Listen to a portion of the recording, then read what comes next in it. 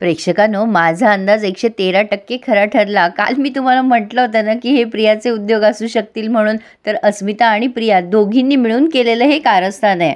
ते कसं हे डिटेलमध्ये ऐका. कल्पनाताई सायलीला म्हणत असत, तू मला जगातला सगळ्यात मोठा आनंद दिलाय सायली. या क्षणाला मी जगातली सगळ्यात सुखी बाई आहे. पण सायलीला मात्र खूप अपराधी असल्यासारखं वाटत असतं. ती मनात विचार करते, कसा कोण जाणे, तो रिपोर्ट चुकलाय, मी गरोदर असणं शक्यच नाहीये, हे आईंच्या भावनांशी खेळणं नाही तर काय आहे, हे पाप कसं आणि कुठे फेडू मी. कल्पनाताई म्हणत असतात, अर्जुन तुझ्यासाठी पण नियम आहेत बरं का. आता तू तुझ्या बायकोला उठसूट उचलून नाही घ्यायचंस. अश्विन म्हणतो, दादा तिच्या मेंटल हेल्थची काळजी घ्यायची, तिला त्रास होणार नाही असं काहीही करायचं नाही. आता या कल्पनाताई म्हणतात, या दिवसात खूप मूड स्विंग्स होतात.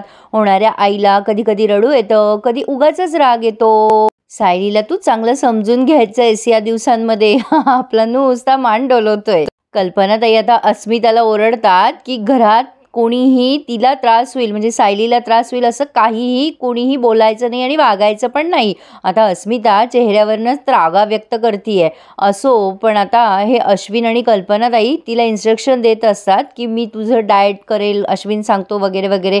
तोवर ही अस्मिता पूर्णाजीच्या कानात भरून देते, काय ग पूर्णाजी, तुला या दोघांचे म्हणजे चेहरे विचित्र नाही वाटत आहे का? बघ ना कसे भीती वाटल्यासारखे झालेत.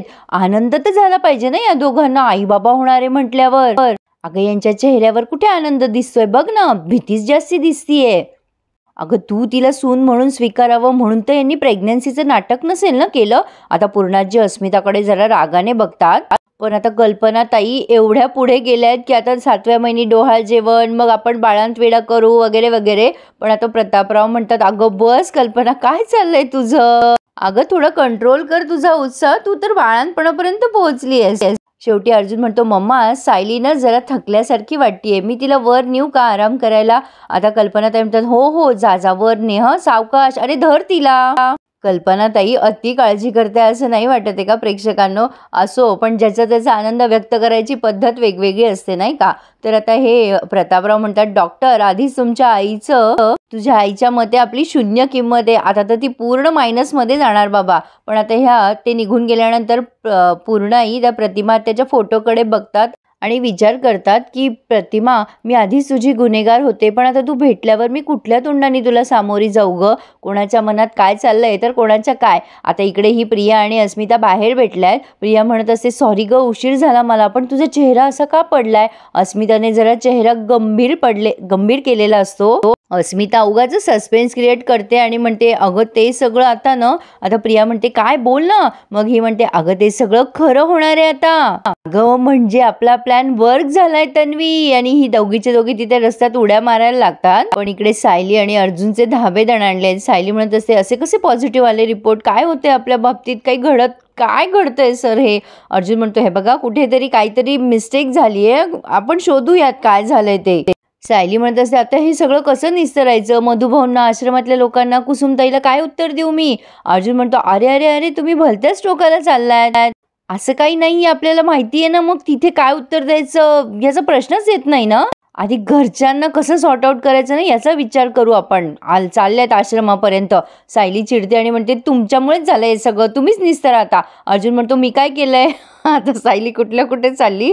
सायली म्हणते, मी सांगत होते तुम्हाला आपल्यामध्ये उशा लावणं बंद करू नका आणि म्हणून हे सगळं होऊन बसलंय. आता अर्जुन म्हणतोय, अहो तुमचं प्रेग्नेंट मूडमध्ये गेल्यावर डोकं चालणं बंद होतं का? उशा लावायचा आणि प्रेग्नन्सीचा काय संबंध आहे? सायली म्हणते, माझं डोकं काम करणं बंद केलंय आता, मला कळतच नाहीये काय करू, मला खूप भीती वाटतेय. आता तेवढ्यात दरवाजा वाजलाय आणि हिने पटकन त्याचा हात धरलाय अर्जुनचा आणि अर्जुनला म्हणते, सर पुन्हा आई आल्या असतील ना, मला खूप भीती वाटते. कसं मी त्यांना सामोरे जाऊ, सांगा ना सर मला.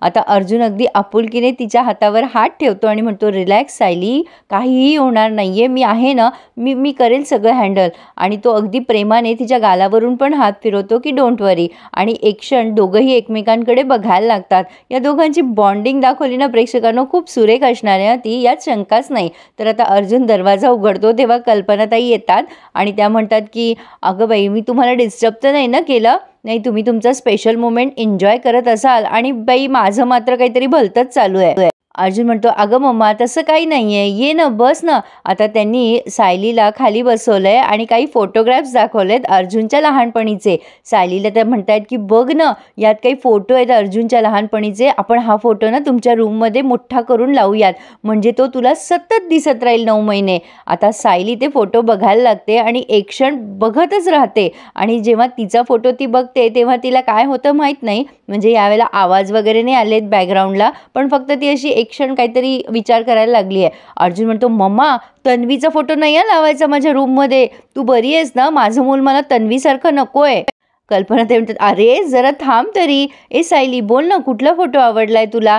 अर्जुन म्हणतो, मम्मा तू खरंच आमच्या खोलीत फोटो लावणार आहेस. कल्पना ते म्हणतात, म्हणजे काय, अर्थातच. अरे हा फोटो फक्त सायलीच्याच नाही, तुझ्या सुद्धा समोर असायला हवा, म्हणजे ते परदेशात म्हणतात ना की म्हणजे वी आर प्रेग्नंट वगैरे असं म्हणतात, म्हणजे नवरा बायको म्हणतो ना की आम्ही प्रेग्नंट आहोत, जबाबदारी दोघांचीही असते ना शेवटी. तुझं बाळ गुणी आणि निरोगी व्हावं ही जबाबदारी तुझी पण आहे बरं का अर्जुन, त्यामुळे तू सुद्धा हा फोटो रोज बघायचा. अर्जुन कन्फ्यूज झालाय, माझाच फोटो मी रोज बघायचा. असो, पण आता कल्पना द्यायचा उत्साह बाप रे बाप. आता त्या सगळीकडे जागा शोधताय कुठे लावायचा फोटो कुठे नाही. आता सायलीला त्या म्हणतात, हां इथे परफेक्ट आहे बघ जागा, म्हणजे सकाळी तू उठलीस ना की उठल्या उठल्या तुला फोटो दिसेल बघ, आणि अर्जुनला सुद्धा. अरे देवा, खरंच प्रेक्षकांनो यांच्या भावनांशी किती खेळतायत हे दोघं जण, नाही रॅदर त्यांची पोट्टी सुद्धा. पण आता सायली पुन्हा अर्जुनचा हात धरते आणि तो तिला खुणवत असतो रिलॅक्स म्हणून. आता या दोघी साळकाय माळकाय इथे डिस्कस करतायत की कसा त्यांनी प्लॅन सक्सेसफुल केला ते. या म्हणते, सायली प्रेग्नंट हे दाखवणं सोपं नाहीये. अस्मिता म्हणते, तिने दसऱ्याला जे काही केलं ना माझ्यासोबत, तेव्हा मी ठरवलं होतं की या सायलीला सगळ्यांसमोर ना मॉर्निंग सिकनेस सुरू होतील. आता याचा काय संबंध प्रेक्षकांनो. असो, पण अस्मिता म्हणते जेणेकरून ना त्यांचं खोटं सगळ्यांसमोर बाहेर आलं पाहिजे. हे दोघं जण ना नाटक करता नवरा बायकोचं. प्रिया तिला विचारते, तू कसं मॅनेज केलंस ग, म्हणजे नेमकं त्याच वेळेला मळमळणं उलट्या वगैरे कसं झालं हे. अस्मिता म्हणते, हा म्हणजे थोडी मेहनत घ्यावी लागली मला, पण मी काय केलं माहितीये का, ती सायली आणि विमल आहे ना दोघी नेहमी शो ऑफ करत असतात, किती काम करावं लागतं बाई आम्हाला, किती काय काय करावं लागतं. तेव्हा ना मी तिकडे गेले आणि आता तिने सांगितलंय की तिने तो प्लॅन कसा वर्क केला. तर आता ह्या दोघी काम करत असतात तेव्हा ती मध्ये जाते आणि म्हणते, काही काम करायचंय का विमल, मला सांग मी मदत करते. आणि मग कल्पनाताईंना आणि पूर्णाईंना मोठा झटका बसतो की अरे बापरे, अस्मिता काम करणार आहे. सायली म्हणते, ताई राहू द्या, आम्ही तिथे आणतोय अन्न पाणी टेबलावर, तुम्ही बसा की जेवायला. तर आता ही अस्मिता म्हणते, बघा मला काम करायचं तर करूच देत नाही. ए विमल, ते ताक करायचंय का, आणि इकडे मी सगळ्यांचे ग्लास भरते. ग्लास कुठे आहेत. पूर्णाजी म्हणतात, वा उजेडच आहे, म्हणजे तुला घरात ग्लास कुठे ठेवले तेही माहिती नाहीये. असो, पण आता ही ग्लास वगैरे घेते आणि मग ते ग्लास पटापटा भरायला लागते. प्रतापराव पण तिथे येतात आणि म्हणतात, अरे बापरे, अस्मिता काम करतीये, म्हणजे पूर्णाई दिवसा चंद्र दिसणार वाटतं आपल्याला. सगळेच जण तिथे जेवायला आलेले असताना हिने त्या ताकाच्या ग्लासमध्ये काहीतरी औषध मिळवलंय आणि स्वतः सगळे ग्लास भरलेत. प्रेक्षकांनो बघा ना, सगळेजण हिचं इकडं कौतुक करतायत आणि ही बाई काय प्लॅन वर्क करतीये. अस्मिता जरा मिसमॅच नाही वाटत का त्यांच्या फॅमिलीमध्ये, जरा अतिरेकच दाखवलाय अस्मिताचा प्रेक्षकांनो. असो, पण त्याशिवाय मजा कशी येणार ना मालिकेमध्ये. तर आता तिने स्वतः सगळ्यांना ग्लास डिस्ट्रीब्यूट केलेत आणि सायलीने ताक प्यायलंय आणि म्हणून तिला मळमळ आणि उलट्या झाल्या होत्या.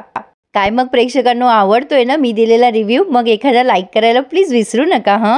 अस्मिताने ताक केलं म्हटल्यावर सगळ्यांनीच आवडीने पिलं कौतुकाने. मग ही अस्मिता म्हणते, अगं मग काय, पुढे काय झालं ते तुला माहितीच आहे. प्रिया लगेच म्हणते, मला ना खरंच अभिमान वाटतो की तू माझी होणारी ननंद आहे. लगेच अस्मिता म्हणते, तुझ्या तोंडात ना चॉकलेट मिठाई हवं ते पडो. तो दिवस दूर नाहीये तन्वी, तू लवकरच अर्जुनची बायको बनून आमच्या घरी येशील आणि मग त्या सायलीचा पत्ता कट होईल. अस्मिता म्हणते, पण रिपोर्टचं तू बघणार होतीस, ते कसं केलंस ग. नाही म्हणजे माझ्या घरात ताकात काहीतरी मिसळणं सोपं आहे ग, पण ते रिपोर्ट मिळवणं खूप अवघड आहे ना, ते तू कसं मॅनेज केलंस. मग प्रिया म्हणते की अगं ते ना, अस्मिता म्हणते, हे अशक्य काम तू केलं तरी कसं. तेव्हा ही प्रिया म्हणते, अशक्य ते शक्य करते ना तीच प्रिया, आय मीन तन्वी. मग ऐक, अगं मी ना हॉस्पिटलमध्ये अर्जुन आणि सायलीच्या मागे गेले.